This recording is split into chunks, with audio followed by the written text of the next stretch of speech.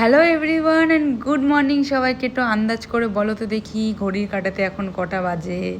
বাজে এখন 4:30 আর আজ হলো উল্টো রথ।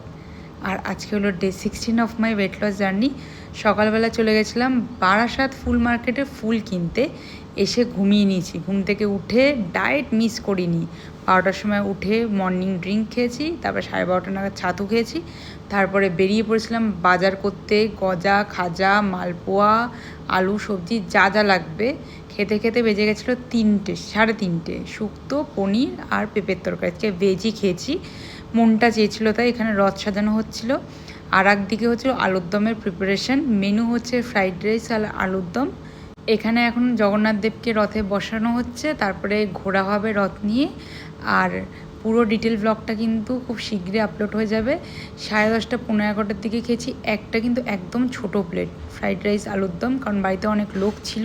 রাতে ডিনার করতে চলে গেছিলো হাজি সাহেবে। আমি এখানে গ্রিন স্যালাড খেয়েই কাটিয়ে দিয়েছি। তো যাই হোক, মিনি ব্লগ